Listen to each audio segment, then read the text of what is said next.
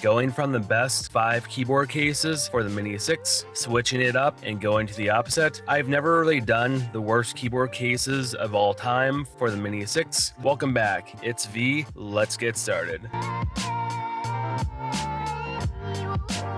Number 5 on my list is a Snugg Typecase keyboard case. They are both the same. This can be picked up off Amazon for around $60. Honestly, this one used to be decent a few years ago, but since then, there's been a handful of better keyboard cases that have came out since then. It is made from a soft ABS plastic. This thing is a fingerprint magnet. This keyboard used to be good. What I call the premium keyboard came out a few months later. That thing is 10 times better than this, and this should have been that when it first came out. The Snugg keyboard was just a half step to the premium keyboard. This does charge with USB Type-C. The keyboard is decent. The keys aren't as mushy as other ones. If the keyboard has a shortcut to turn off the trackpad, generally that's not a good sign. The neck can rotate 360 degrees all the way around. It's actually built well. The construction of the case is a tank. This keyboard case essentially turns the Mini 6 into a netbook from 2007. It does offer some decent drop protection. It has auto wake and sleep. One good thing I do like about this case is the Apple Pencil can be charged while it has a sleeve on it. The keyboard can be twisted around to a tablet mode for better gripping, and it has several modes for drawing, watching videos.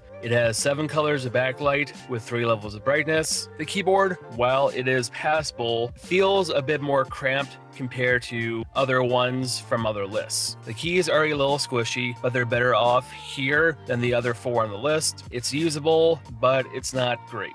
The trackpad here is the worst. It has a frosted texture covering the whole trackpad. It's not quite smooth like the other ones. I'm kind of speculating it's supposed to have extra feeling to it when you try to use it. No native Apple gestures are here, no pinch zoom, no multitasking, and clicking and dragging is just kind of bad. Like I've mentioned, the premium one, that trackpad is half the size of the keyboard case alone.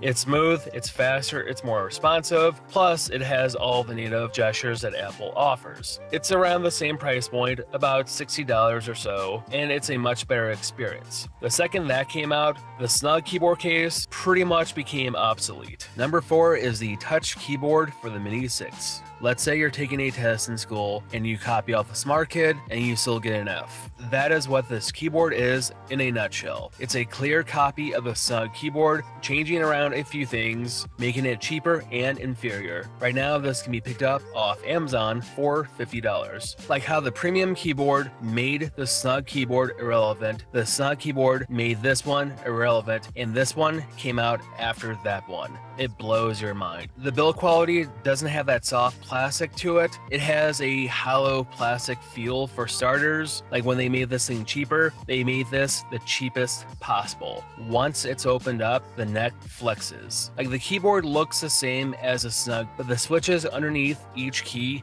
feels like you're pressing down on clay. It's really that bad. The backlight was taken out to cut even more corners. It loses that. The hinge on the neck of the Snugg keyboard was really solid. Here, not so much. It has the same terrible trackpad. It does have a pencil holder, so it can't charge the Apple Pencil with the sleeve. Like the last nail in the coffin with this thing, how I mentioned earlier with flexing, this is me just pressing lightly on the keyboard. Look at that flex. The build quality is really that bad. Spend a few dollars more and get a much better product. This one is just that bad. I have really nothing nice to say about this. The only positive I can say, there is nothing positive whatsoever. If you are like me and you do like some good sci-fi dramas with a wonderful cast of characters which spans over a dozen books, X-Force by Craig Allison is a series to really check out. Pre-order now for book 16, which does drop in December. Right now with my promo code, you can get 2 free audiobooks, 30 days for free, and after the free trial, it's $14.95 a month. You can cancel at any time. Re-listening with Skippy and Joe is such a wild ride. This series is one worth checking out. The next 3 on my list are book-style keyboard cases. It's typically 3 parts: the folio case, the iPad case, and keyboard. Everything will attach together with magnets, but these 3 are my worst 3 keyboard cases. None of these book-style cases can be used on anyone's lap. It's table only. This can be picked up off Amazon for around $50. This is a PboyiqiS.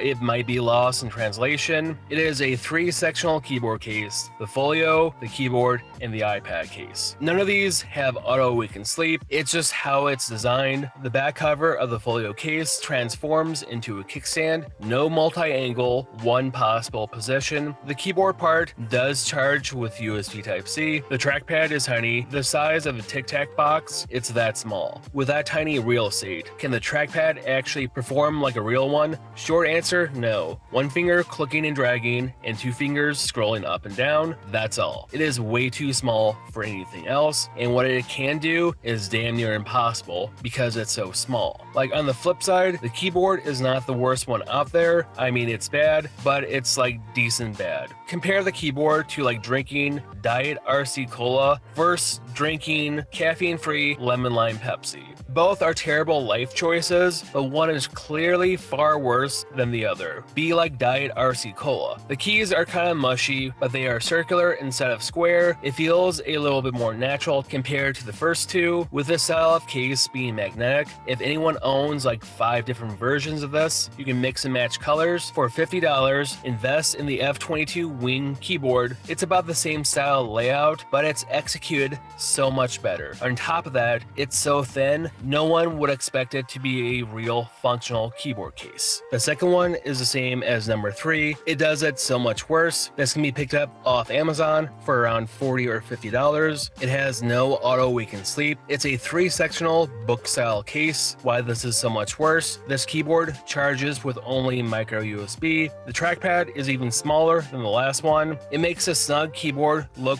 that much better. The trackpad is there, it barely works. You can do 1 finger clicking, 2 finger scrolling. The backside of this folio case can transform into a kickstand. No multi-angle for placement for the iPad for different viewing angles. Like, the kickstand is not really sturdy. A small gust of wind will knock it down. The keyboard is bad. I remember using it years ago and I still have nightmares. Give your money to charity instead of buying this product. It's a better usage of money. Using a rock would be a better alternative to using this thing. The worst keyboard of all time is a classic. It was the first keyboard case I touched back in 2021, the Fintie keyboard case for the iPad mini 6. I do like how everything eventually does circle back to the beginning. I started my keyboard case review with this one, and it will end with this one. It's almost poetic. This case can be picked up off Amazon for around $40. It comes in 5 different colors. It does charge with micro USB. The case itself is actually pretty solid. The keyboard is the worst part of the whole package. Generally, with the book-style keyboard cases, they can be hot swapped with each other, mix and match different parts to each. The case really isn't that bad. It has this fake leather going for itself. It feels decent to the touch. The keyboard is just generic. If you scroll through enough Amazon listings, you will find 100 different products with this keyboard. Even going back to the days of the Mini 2 and Mini 3, this keyboard has been around that long. Typically, I can get about 20 words per minute. The switches underneath are terrible. It seriously feels like typing on Jello. I am much faster with the virtual keyboard. The case is actually not bad. It offers complete drop protection, even a flap to cover up the cameras from dust and scratches. It has 3 different cutouts for 3 different viewing angles. There is no auto wake and sleep. If I was ever out in the wild and anyone came across this, just assume it's poisonous and run. But this is number 1 on my list because it was the first keyboard case I ever reviewed. Blame it on nostalgia or maybe the universe. In my early YouTube tech career, I thought this was actually a decent product. You do learn a few things. A good comparable keyboard to this would be the QYiiD. That hands down is the best typing keyboard of all time, and it's only around $60 on Amazon. I can easily get 60 words per minute. The QYiiD keyboard